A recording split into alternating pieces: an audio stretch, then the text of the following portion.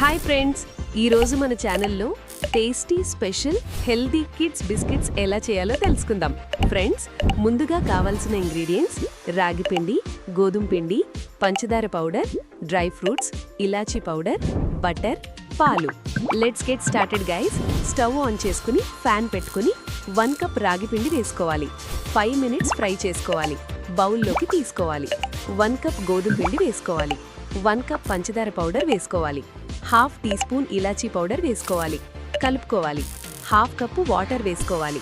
కొంచెం పాలు వేసుకుంటూ కలుపుకోవాలి. చిన్న ఉండలు చేసుకుని ప్లేట్లో పెట్టుకోవాలి. ఇడ్లీ పాత్రలోకి 2 గ్లాసెస్ వాటర్ వేసుకోవాలి. స్టవ్ ఆన్ చేసి సిమ్లో పెట్టుకుని స్టవ్ మీద పెట్టుకోవాలి.